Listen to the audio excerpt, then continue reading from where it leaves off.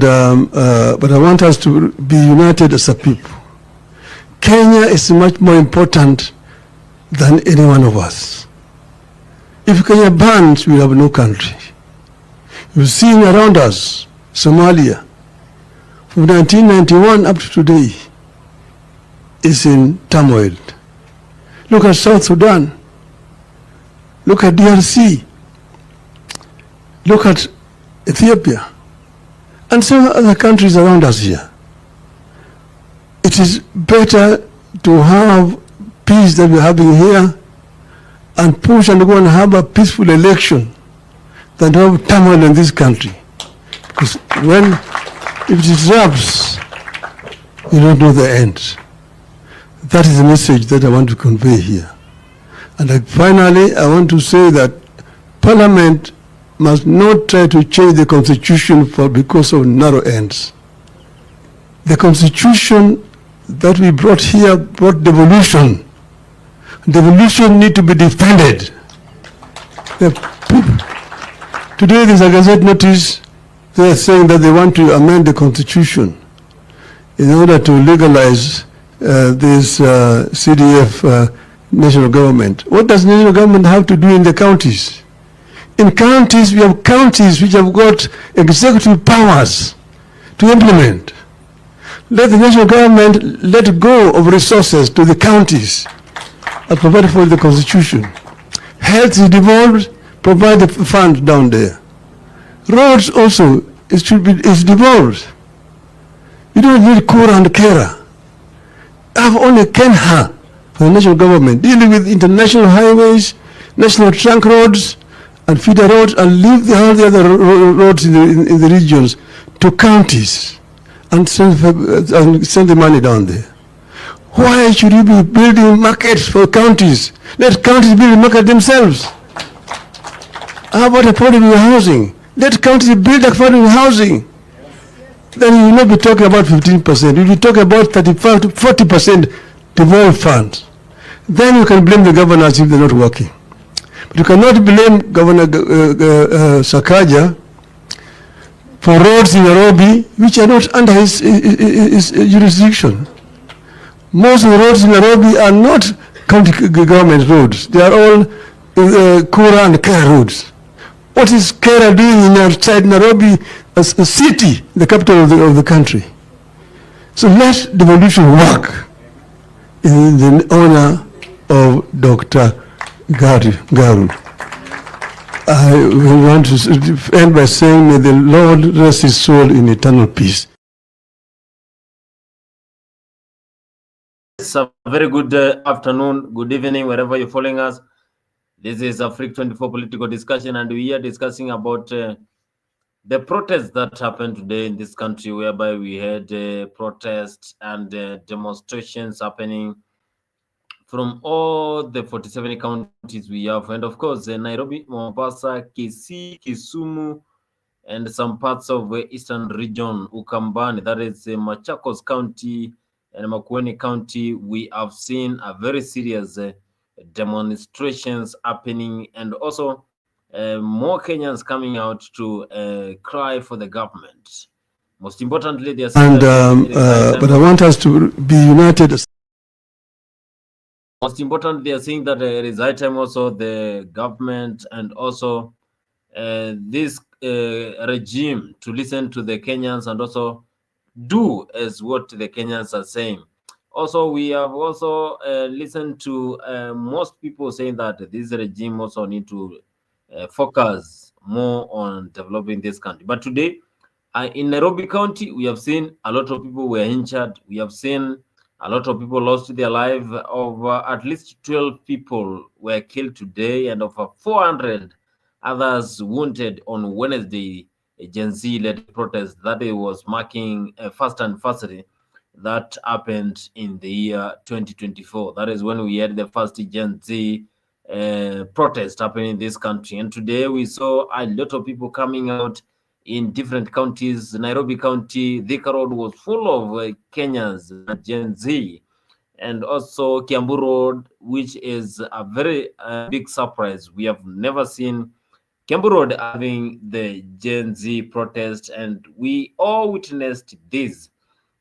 Also, we have seen how Kenyans are condemning the issue of abductions. And today, a few minutes ago, I've seen what is happening in Rongai, whereby a lot of bulletin are being thrown and they are being fired in the atmosphere, and it's a late night, whereby it may cause death to some people, and that is something also a lot of Kenyans are saying we should stop this, what we are doing in this country. Gen Z today, they came out in large numbers. They came out in large numbers. Most important, they came to push, they came to force the government to do as the manifesto is being patent. Most of Kenyans were saying one term. Most of Kenyans were saying it's high time we call the government to do what it promised to Kenyans. And we have seen how youth just came out in large numbers around the CBD by around Nairobi by 6 a.m. We had a lot of Kenyans coming out to defend and also to push the government around the parliament. We saw a lot of Kenyans around the state house. We have seen also a lot of Kenyans coming out around the state house, and of course, most important, we had a lot of security, but we have seen also police officers today were injured by the Gen Z. It was really massive because a lot of Kenyans came out. I think most of Kenyans, they came out to support today's anniversary, whereby Kenyans were celebrating those who died in June 25th. That is the last year. But also, as we also discuss on what is happening, we are also asking you, what do you think about this Gen Z protest that happened today? Do you think the government will succumb to this pressure and also do what the Kenyans are saying? Do you think so? Boniface Kimanzi here, and this is a Freak 24 political discussion. Where are you joining us from? Multi-pan Africanist Gypsy Kona, karibu sana. Wewe ni mmoja wetu na umenitupa sana Gypsy Kona. Yeah, I think more than 7 months hatujaongea, sijui umejitupa wapi, but anyway, tell us more about this Gen Z protest. A lot of people came out today. I was even shocked to see Kiambu Road. You know, in Kiambu, that is where we have a lot of these rich men. Kiambu Road having the Gen Z coming out. I was shocked. A lot of people just came out to look for ways on how they are pressuring the government so that the government can do as what Kenyans are requesting. Do you really support this? Because, as you know, international media houses were there, the likes of CNN, DW were in this country, BBC, Focus Africa still were in the country. And this is something that is being reflected all over the world. I've also seen what the BBC Africa has done during that live coverage, and a lot of people also, even Reuters, also focused on today's protest, whereby they were exposing this protest where the police also were involved in this protest. And of course, today we have also seen the police attacking the most and famous musicians who also came out to say no to police brutality and also to celebrate the Kenyans who lost their life June 25th, the year 2024. That was Calligraph Jones, as the OG Calligraph Jones, and also Harrow Boy were in the street, and we have seen two police officers who came out and they wiped, of course, Harrow Boy. A lot of pictures have been also circulated on social media on what happened when this Gen Z came out. Don't forget that we are also following up on those who died, those who are in the hospitals, because a lot of people were injured during this Gen Z protest. But we are also looking forward to see on what will happen after this protest now. Is the government going to listen, or what is the plan ahead? Gen Z are law changers. Ruto must act. That is what Gipsy Gona is saying. Kwamba the Gen Z hawa ni law changers. In other words, president must act. President must act. The president must act after today's protest. Whereby I was even shocked to see more people coming out in these protests. Karibu sana, Alex. Of course, tell us about what you saw today. Or what was the experience today, and do you think the government also will succumb to this protest, whereby a lot of Kenyans came out today? Good evening to you, Bonnie. Thank you once again for hosting me. I see Gypsy Corner there in the comment section. How are you, Gypsy? I hope you're good. Thanks for joining us for this tonight's show. So I have seen a couple of things from today. First of all, we saw the protest. They kick-started yesterday. Tomorrow, people mobilized themselves in archives, walienda kuanza na maombi, and some people even started traveling the day before to be ready for the today's protests. And people have showed up, Bonnie, and people have protested peacefully here in the city. There are some we can't miss to have the goons infiltrating the protests, whereby we saw them up outside the Afia Center, and they have broken into people's properties. They have done vandalism. They have stolen people's property. So, so I think that's on the police. The police should ensure that those people are caught, and those people pay for what they did, because it's not good to vandalize people's property and you get away with it. That's where the intelligence of the government comes in, because the government has all the intelligence in the world to find out who are these people who are vandalizing people's property and are stealing and wreaking havoc in the protests. But otherwise, people have kept it peacefully. People have marched. We saw David Maraga. We have seen Kalonzo Musyoka showing up together with the parents of those ones who lost their children, and it's unfortunate for those children who it's unfortunate for the parents who lost their children during the June 25th protest. But if it were up to me, and we spoke about this yesterday with Jeremiah, and we said that it was supposed to be something more of a celebration rather than a protestation.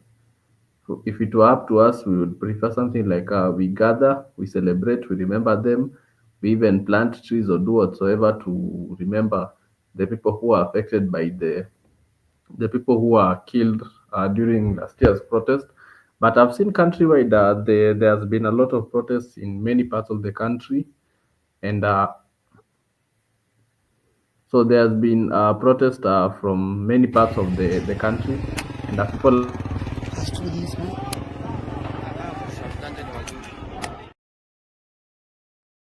Yeah, continue. Yes, I was saying I've seen protests in many parts of the country. So if Bonny people can go on X and discuss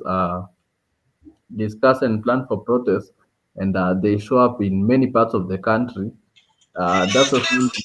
The 2027 election, the internet will be a very big factor in determining who gets the presidential seat. If people can come together and mobilize and go to the streets, and they show up in the many numbers, then the same way those people can mobilize themselves and go to the streets and vote for a person of integrity. So from what I'm seeing right now, Bonnie, is the idea State House sio nayo iligonga mwamba. And it's a good thing, because if people chose to go to State House, we would have lost many more people. But I think the protest has been good. People have showed up in numbers. There is solidarity in the country, and so it's just apart from the dynasty. Let's call it the dynasty to try and tuseme kwa Kiswahili kutelekeza kile ambacho waliandika katika manifesto yao, because I don't see why right now the president and the former prime minister are speaking about uniting the nation. The nation is already united, because we can't say there is a certain tribe that went out there to the streets today. because many people from most parts of the country showed up today. That shows you people are united. See, there's a slogan on X by Cyprian which is saying seeing in numbers. And yes, it's true. People are mobilizing themselves in numbers. So the people are more united than ever before. So the thing is just that for them, they should try and finish their manifesto ndio wajue kama 2027 wanatumwa nyumbani. But right now, I think it's pointless for the president and the former prime minister to come out and say that they want to unite the nation. Which nation are they united? The nation is already united. For them, it's just supposed to deliver because from today tumeona, tomorrow we shall see doctors going to the street to protest. Juzi tu tulisikia Boni hakuna pesa ya wanafunzi kufanya mtihani, which shows there are many broken systems in the country. And the police have to understand that when people go out there to protest, they are also part of the people who they are fighting for. They're not fighting against them. When people go out there to fight, they are fighting also for the rights of the police. So the police have to understand that, and they also have to go as per the law because I think they do forget a lot about the law, and they do whatever they want because they feel they can get away with it. But right now, people are woke, people are liberal, and people are smart, and the better decisions will be made. So I see Bonnie for the first time in forever. We are slowly headed to the right direction. It's not going to be an easy fight, but we have to be resilient. We have to be courageous, and in the end, we shall see. Tutaona matunda yetu because I was following up on some countries in Africa, Boni, because we have to keep tabs with what is happening in other parts of the country if we want to grow. Lazima tukae tuone what is South Africa doing, where are they at the moment. We also have to see countries like Rwanda, we have to see Ghana, we have to see Algeria, we have to see Morocco. So I've noticed in Algeria, Boni, education is completely free. The only thing that you pay school fees in a year is a single dollar. So for 4 years, if you're studying, you pay only $4. In the health sector, it's also free. So not Ethiopia, sorry. Algeria is living the Kenyan dream because we dream of the education being free. And it's not just education, quality education from schools. So I think Algeria is living our dream because I'm also dreaming of a Kenya where we'll have a free education, which is quality for many parts of the country, and we'll still have a free healthcare system where people can be treated without worrying about whether SHA is working or it's not working. Kwa hayo machache, thank you.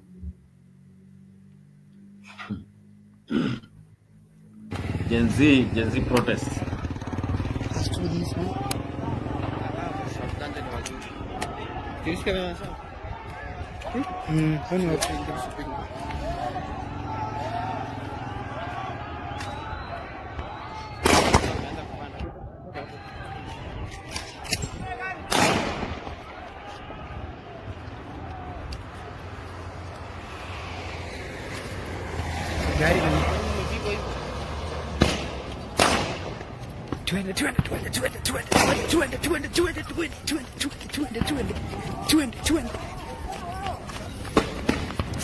Simamia hapo.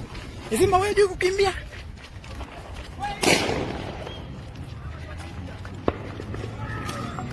Niaje? Eh?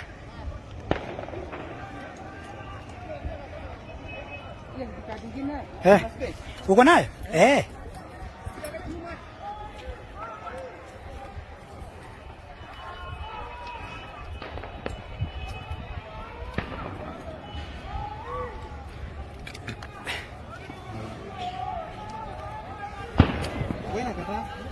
Nasemaje?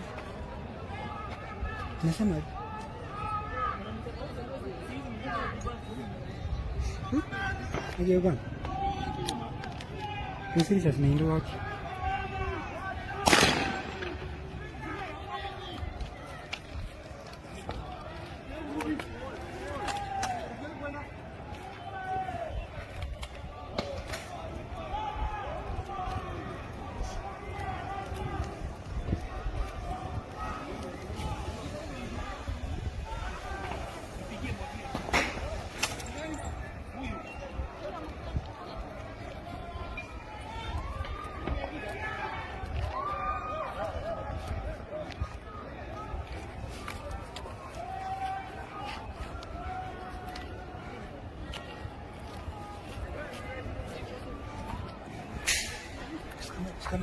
Usikame.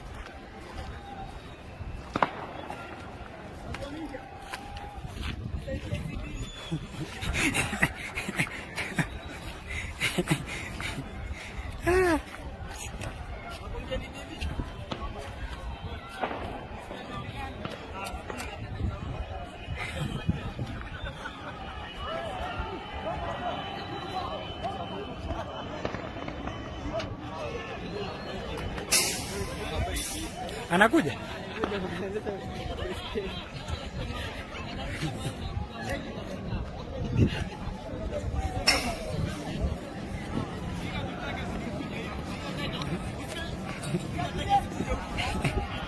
Watatutoa mbio.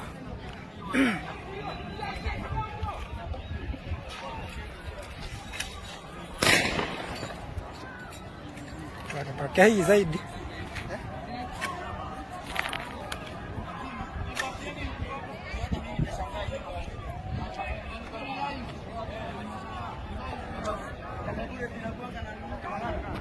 Hizi ni za matia gas. Hizi ni za matia gas.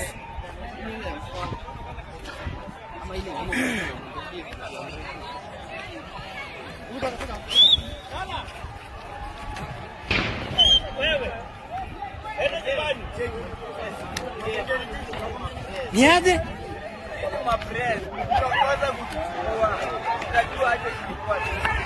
Trevor!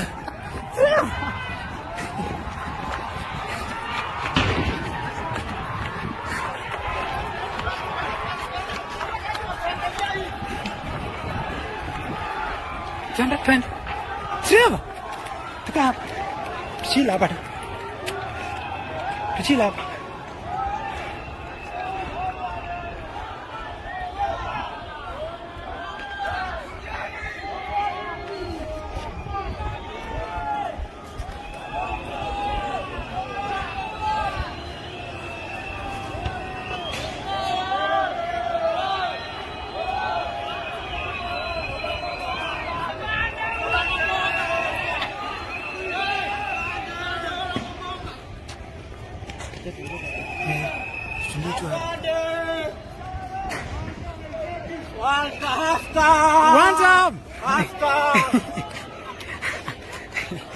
Apa una video ini tadi tu bwana? Eh.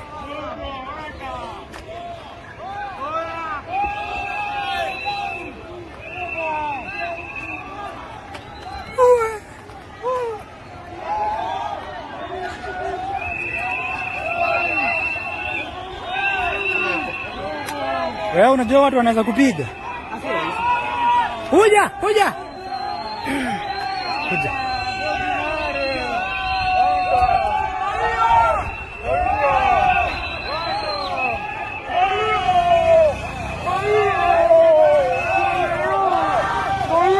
One time.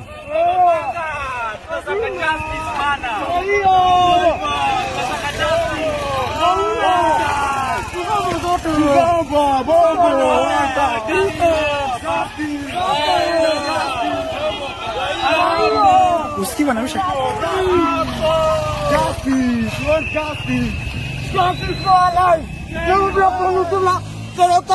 Serikali hakuna, lazima aende. Huyo kasondwa, lazima aende. Niaje?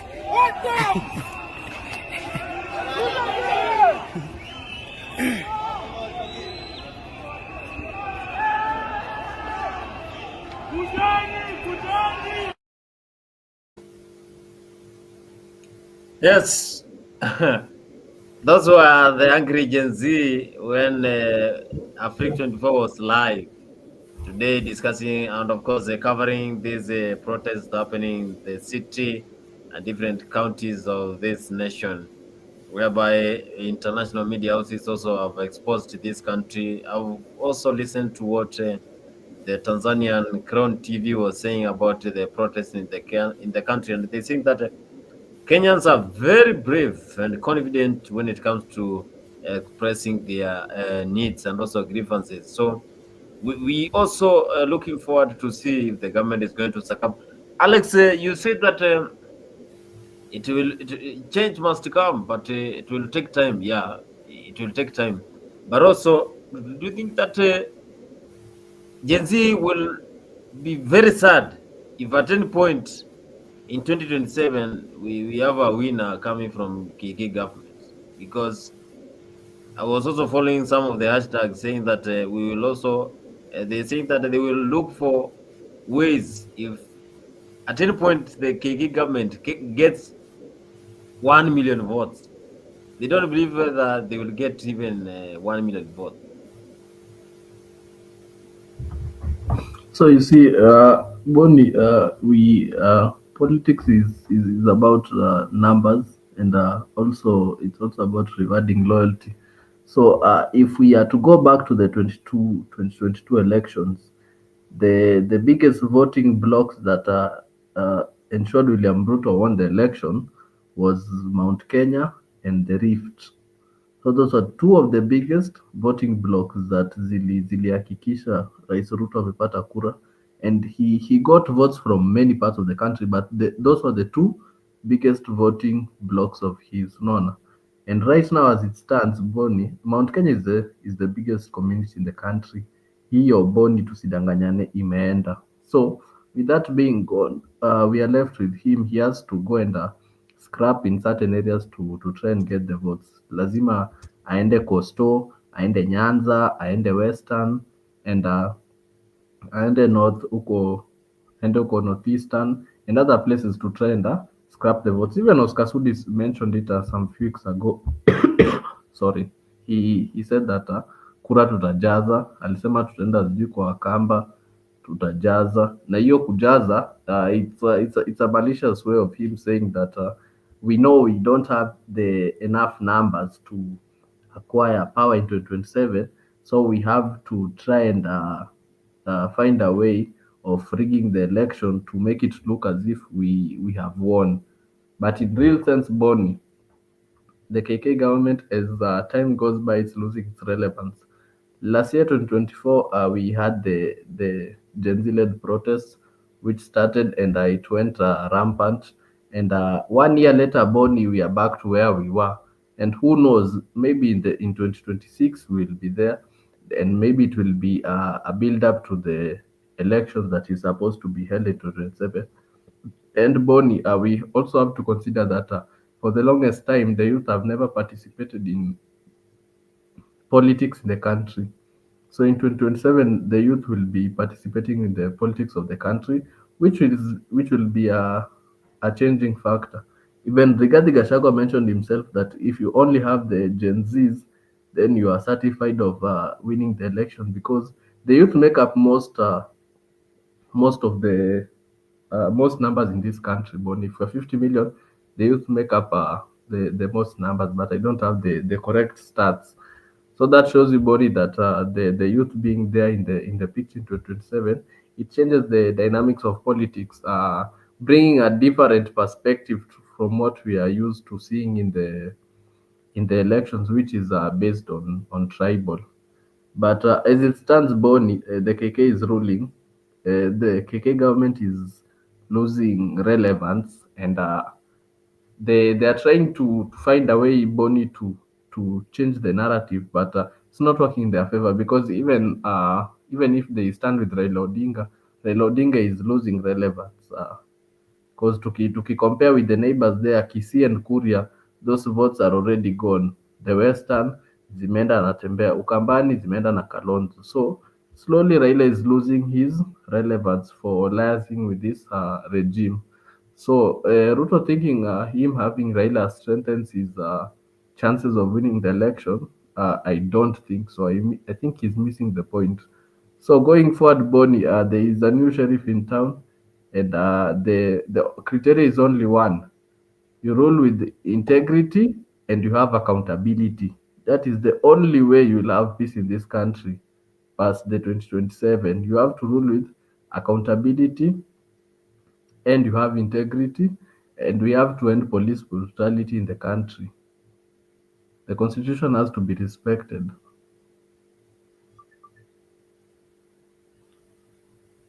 The constitution has to be respected. The Gen Z 25th June also will happen, you like it needs or to be not. respected. We want the Inspector General to step up and tell us how 1 million peaceful protesters are going to be safe on Wednesday 25th. We want to know how many goons they are going to parade on the streets on 25th, so that we can prepare the same proportionate force, so that we can counter them and run them down. We want to know how many mask sellers they are going to kill and shoot on Wednesday. We want to know how many mobilizers you are planning to abduct before 25th June and after 25th June. 25th June will happen, you like it or not. We're going to march to commemorate our fallen soldiers who died last year and those who have died this year. We're going to march for police reforms. We're going to march to fight for justice. We're going to march to end police brutality forever in this country. So I want to ask each and every Kenyan to come out on Wednesday so that we can march together. It doesn't matter where you come from. It doesn't matter which tribe you come from. A bullet and police brutality doesn't care whether you are a Luo or a Kisii or a Kalenjin. A bullet doesn't understand whether you are married or not. That was angry Gen Z, and today they just came out. Hey, I just wondering whether the police officer who just wiped Arrow Boy. Alex, did you saw that video where Arrow Boy and Calligraph Jones were spotted in the CBD? Arrow Boy was wiped by one of the police officer, and his picture has been zoomed. Now we have the real picture of the police officer. Do you think that the police are doing a wrong thing? And also we have seen also the protesters beating police. We have also seen, I saw a video whereby a police officer, a woman, was beaten thoroughly. I don't do think whether she is still alive right now, because hey, that was a little bit of harsh reaction from the Gen Z. The police, let's talk about the police now. The police today, did they control themselves, or they were still causing brutality from what you saw? From what I saw today, Bonnie, first of all, it's very wrong for that police to beat Arrow Boy with a whip. It's unlawful, and it's not a good thing, because there's nothing bad that Arrow Boy did. He did not pose any threat to them. He just said to them that we are fighting for you people, and it's true, because when we have a better country, even the police will have better salaries. Some of their needs will be met, because let's not lie to each other. They they are not being paid well for them to be doing what they are doing. So it's wrong of him to whip Arrowboy, because there is nothing bad that he did to him. He did not pose any threat to them. But it's just that the cop felt intimidated, so that's why he acted in the manner which he did, which should also be condemned, because it's not a good thing. It's very, very wrong of him to do that. And what was the other question? Mm. What did you What was control the question? quelly? Oh, sorry. Yeah, about I don't think, Bonnie, the protesters they can cause real harm to the police, because they are unarmed. The only weapon that they have is a flag and a Colgate and a bottle of water, so they cannot cause any harm completely to the police. If the protesters were coming with firearms, then I think it changes the dynamic of the protest. But they are unarmed, so it's only the police who have firearms. They have tear gas, they have water canisters, so they have the leverage against the against the protesters. But in every protest, Bonnie, I think the police always come well prepared to tackle the protesters. What we question up to now is why don't they capture the goons who during the demos? Why don't they capture the people who vandalize people's property? So that means it's like they're working hand in hand. Because up to now, Bonnie, you will never hear that whenever people have vandalized other people's property, they are caught. That one I can guarantee you. But you'll always hear people who went to the streets to protest are the ones being shot. Like we saw Boniface Kariuki being shot twice by a police, and he didn't even pose any threat completely. And the first cop kwanza alimpiga kofi, and he didn't retaliate, he didn't fight, he never showed anything. It's like he surrendered, and then you fire two bullets at that person. That's inhuman. It's I don't even know what to say about it, but the police are they're well prepared, and even if they're not prepared, they have the leverage because they have firearms, they have water canisters, and they have tear gas, so they can defend themselves better than protesters. Protesters only have a mobile phone and social media. Mm.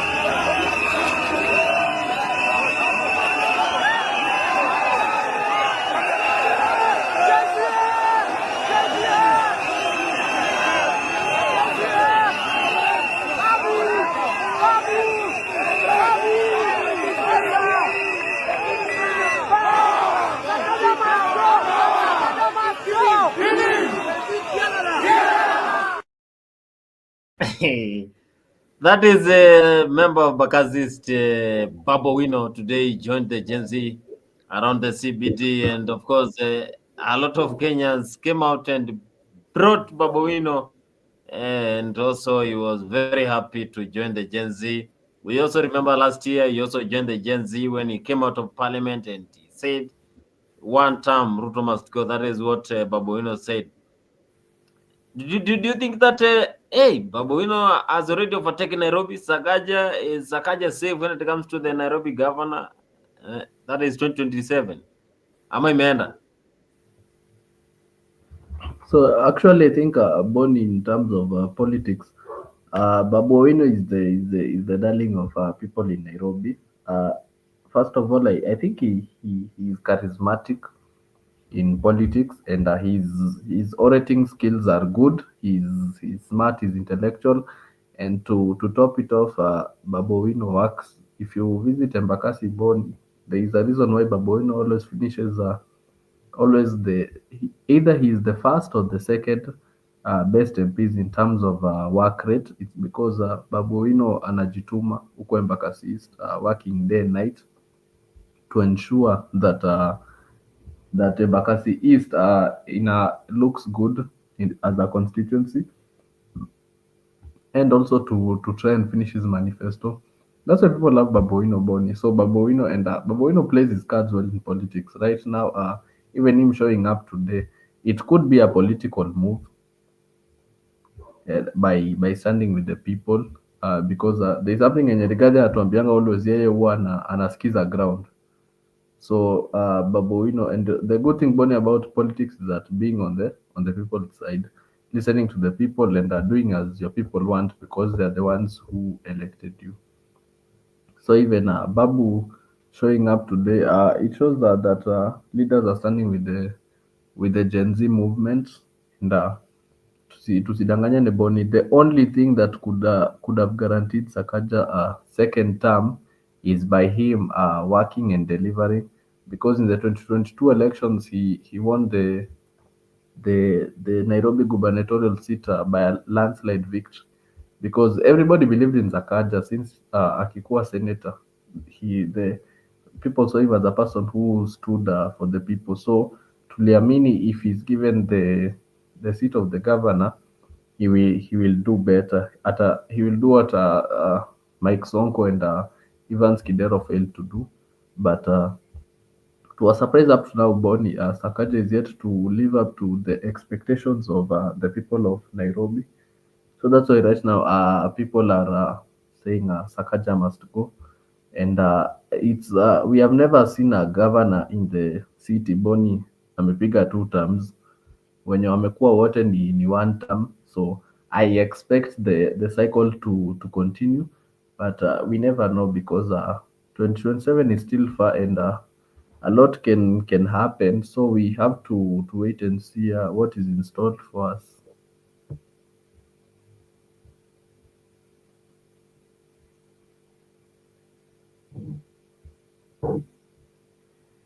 I think 2027 Sakaja also needs to work hard, because Babu Owino is really pushing for this governor of Nairobi when it comes to the leadership, and also he is ready, because today seeing a lot of youth coming out saying Babu Owino, then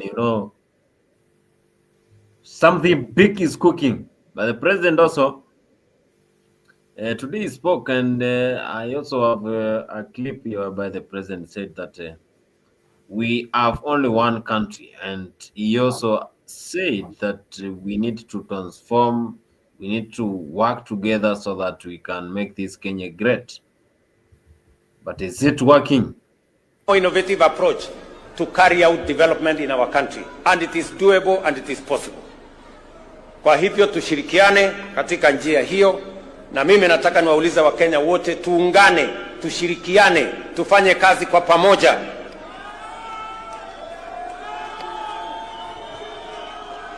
Uchaguzi inakuja 2027, na Wakenya wataamua mambo ya uchaguzi 2027.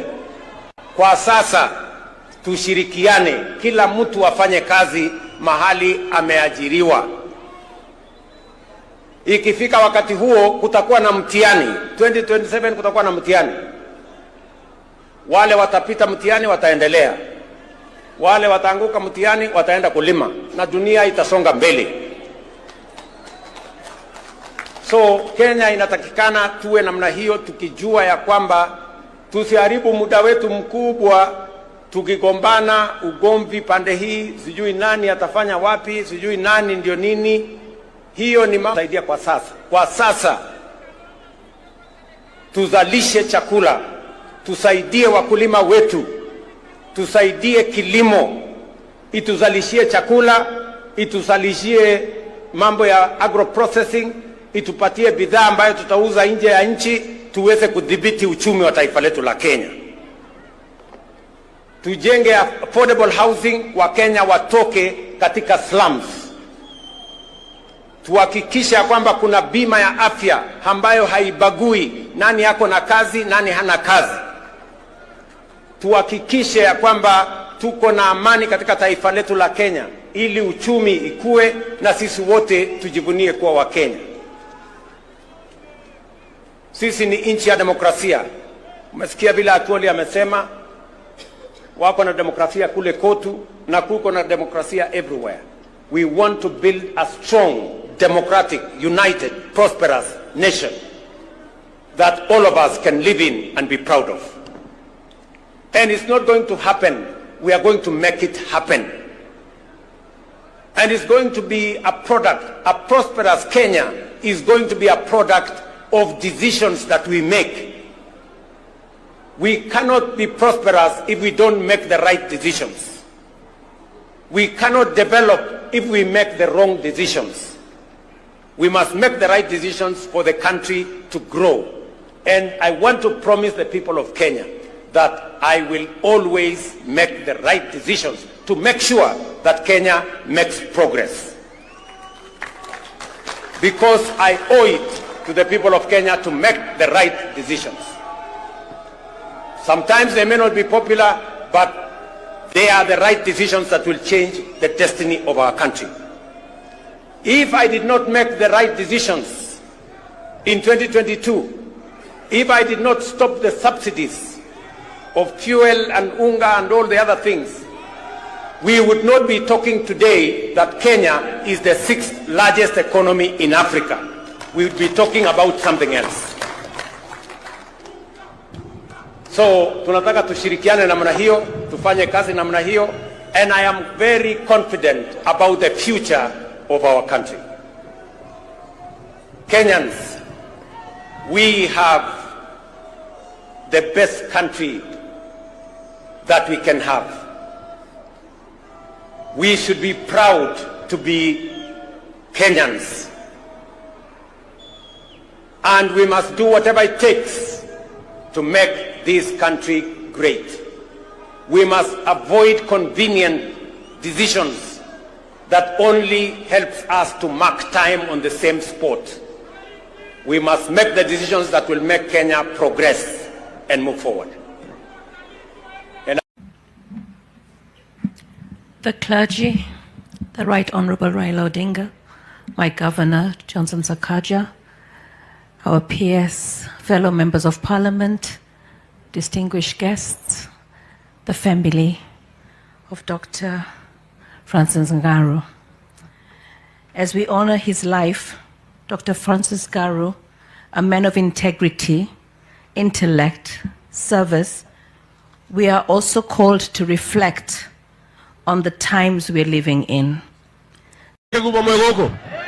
Mheshimiwa wanyu Monyoroko ya andũ agũthiĩte nĩ andũ manana Ngai nĩ mwamũkĩra andũ aitũ nĩ twaiguithania nĩ mũkũnyitĩrĩra rĩu ndaumagara gũcaria arata nĩ mũgũikaria mũciĩ nĩ mũkũgiria gũkũ gũtuĩke gĩtumĩro gĩa kũrehwo noe na kũrehwo maboco nĩ mũkũgitĩra gĩtĩo gitũ ta nyũmba itũ mũndũ nĩ one term cut one term Wagabu anasema ni one term. Harambe! Kasongo haende asiende. Mimi nikimalizia, I want to say one thing. Nimeona, I have seen William Ruto saying that he is not going to allow rogue police officers. The rogue police officer called Lagat works under the instructions of William Ruto. When I was in Kasarani, Mweki PCA, it is William Ruto who called Lagat and told him to withdraw police officers so that goons can come and attack us inside church.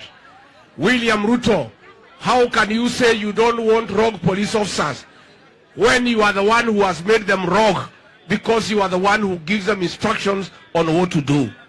Sisi tunataka tuseme hata wale watu walitekwa nyara huko Marakwet, postmortem imefanyiwa, wamepatikana, they were also tortured. Na nilisema there is a squad of 101 police officers that was formed upon the approval of William Ruto, attached to the National Intelligence Service for high-level training on abductions, torture, and extrajudicial killings. So, however, William Ruto, if you are serious, first order the disbandment of that unit that you founded for the purposes of torture, for the purposes of abduction and extrajudicial killing. Direnda kumwira atiri andu aitu mwiyumiriria ni mukwiyumiriria na muikare muriri itho niguo ni mugweka uguo na murora muno akunyaniria ruriri. Turenda mekirwo rurita kagogo niguo mekirwo rurita ki na kwi handu turikinya manjia guthii utuku tumekire mbugi ngingo niguo nigetha magiuka tukamenyaga andu athabotha bari ndakena muno ndakinya wa Monjoro ngeithanie wa Monjoro ni murioka gucera.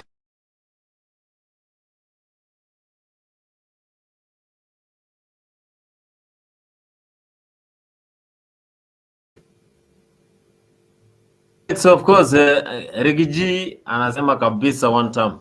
Do you think where Rigiji is, of course, hajaonekana leo, hajatokea mahali, he's just watching. Do you think where Rigiji is happy even after he was impeached? Do you think that he is celebrating the impeachment? So I sorry for that. I think regarding his impeachment, Bonnie is a blessing in disguise to him, because this regime was a sinking ship. So by him being impeached, he was given a lifeline to salvage his political career. Trust me, if he was still in power, he wouldn't have the influence he has today. So by him being out of power, Bonnie, and joining the opposition, he has salvaged his political career, because today he can stand in front of people and he can speak and they can listen. And Rigathi is a darling on social media because he's making TikTok more fun. Akisema one time, hi cousins, and all the things. Rigathi is making TikTok hilarious and fun. And also he's doing what we haven't seen in opposition in quite a while. Because ever since Raila Odinga joined power, hatujakuwa na ile strong opposition. So that's what we are getting from Rigathi, because each and every day Rigathi is constantly injecting, and by him injecting, he is doing something sort of a watchdog. He is keeping the government on check in terms of projects, in terms of what they promise to deliver, and he's still mobilizing people. He's growing rapidly in politics. He's moving from one place to another, and he's not in a position to run, but he's in a position to mobilize people and help. If the people want to remove Ruto, the guy is good at mobilizing people. His orating skills are good. So I don't think, as long as our constitution doesn't allow him to run, but he's good at mobilizing people. And one thing with him, he always says anaskizanga ground. So him is going to go as per what the people want. See, that's something that we've been lacking in politics. Politicians have to do as per what the people who elected you want, because it's them who have the sovereign powers to put you there and to remove you. So I think it's a blessing in disguise being impeached. Because ukiangalia today we had a lot of Gen Z. Rigiji, he has just not been seen anywhere, but of course he is one of the active politicians who is So I think only the reason why Rigathi cannot join the politics, the demonstrations today, is he is trying to distance himself from the state, saying that he's the one who is sponsoring the protest, or he's the one causing the people to go to the streets. Because last year they accused him of mobilizing the Gen Z to go and protest in the to protest. Even some said he wanted William Ruto removed from power so that he can become the president. So it's a smart move for him, distancing himself from the politics, from the demonstration, so that they don't say he's the one who is causing them. Mm. Gen Z. But Gibbs Gona is saying that you vote Gashagwa, you get triple Ruto. So Why I did you? what for what Anasema Gibbs is saying, anasema if we are you not vote saying Gashagwa, that. then you get triple. Do you think Gashagwa is such a kind of a leader? If you can give him the president, you will act the same way the KK government is doing? Because Gibbs Gona is saying we get triple of Ruto if he becomes the So president today. as I've said before, Bonnie, the Gadi is good for mobilizing people, because we want to mobilize people. We want the most numbers to remove William Ruto, but I haven't said that Rigadi is an option for the seat there at the top, because we don't want to be making the same old mistakes and recycling the same old monkeys in that seat. We need some fresh leaders, and we can do better. We can do better in terms of leadership body. We have Okio Mtata, who is vying for the seat. Better option. We have the likes of David Maraga.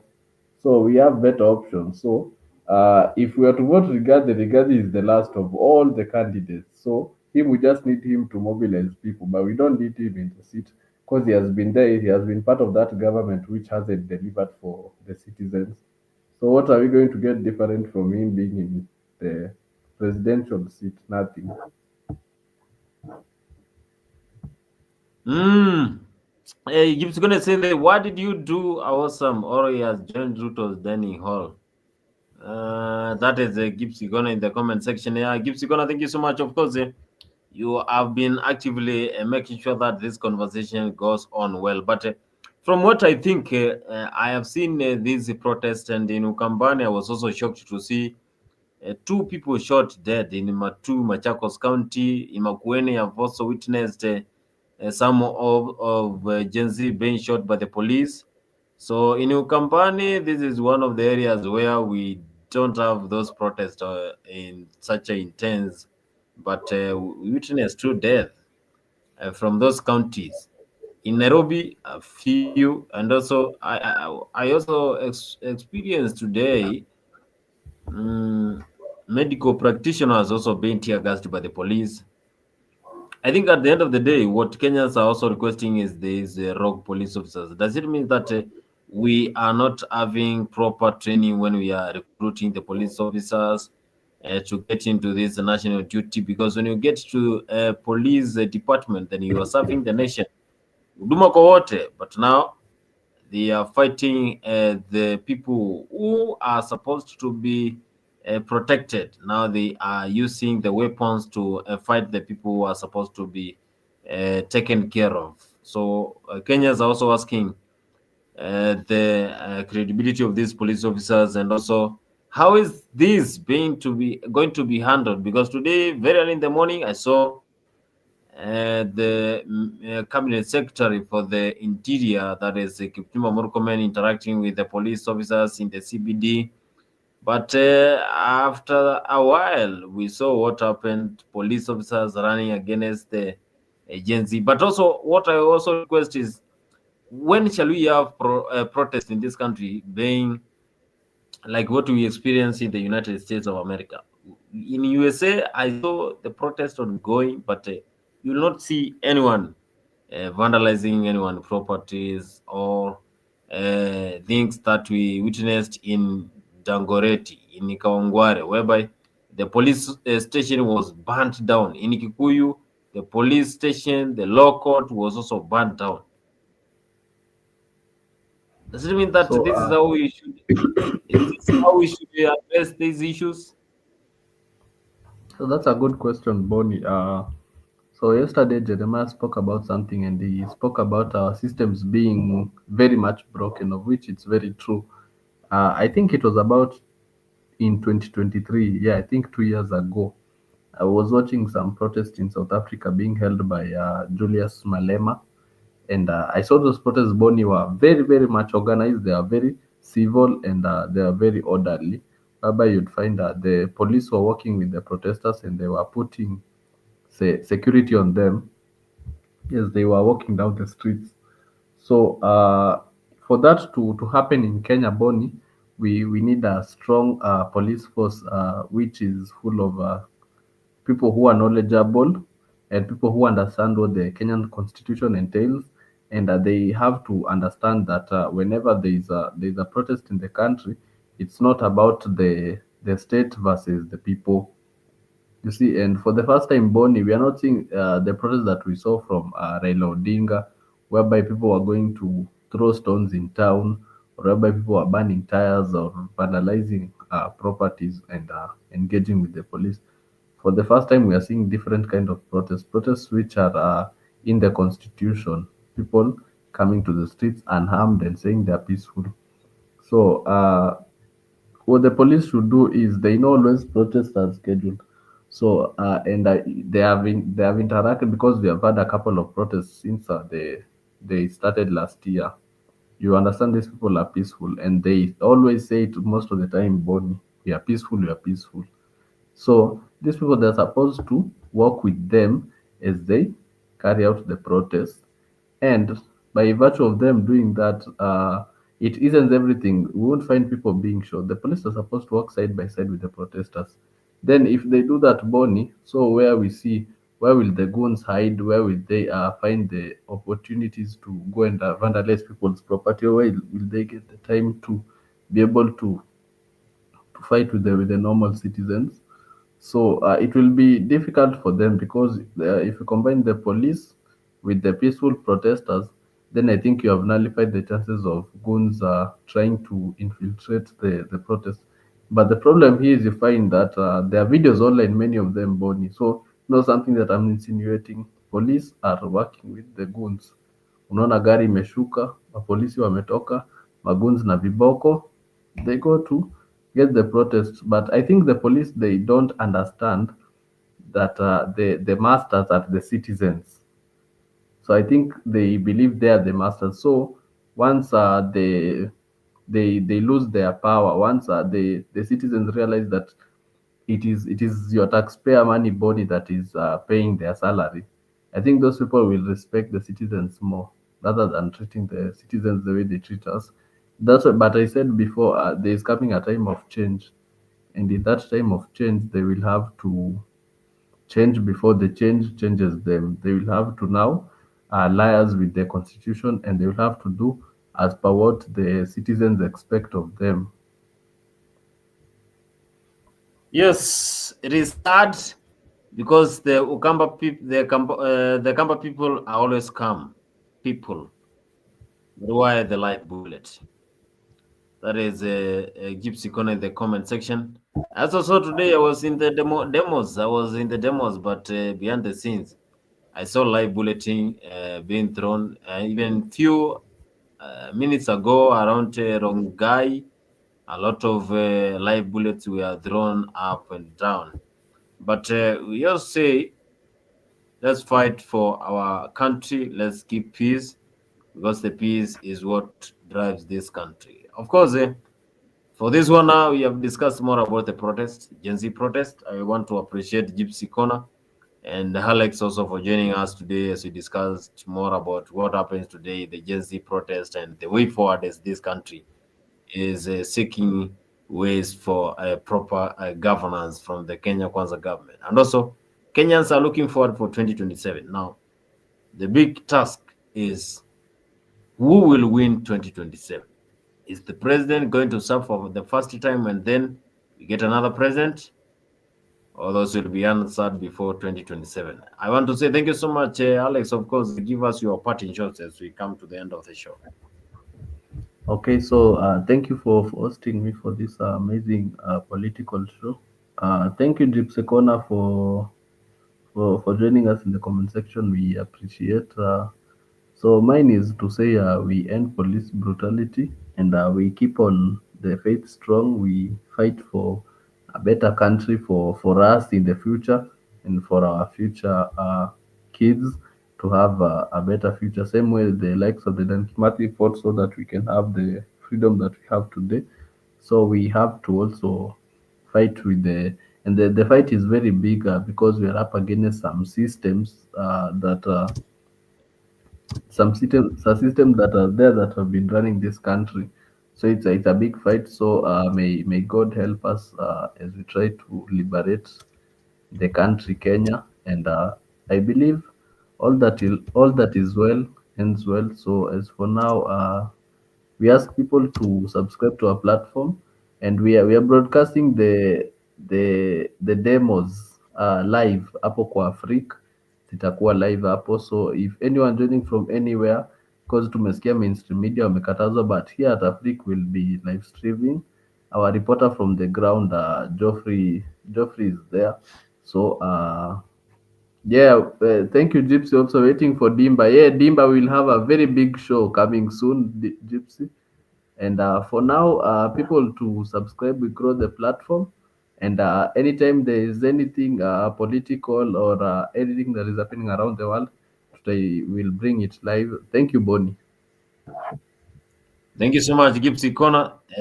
Thank you so much, Alex, also for coming out. Gypsy Corner, thank you so much. And of course, we'll talk behind the scenes.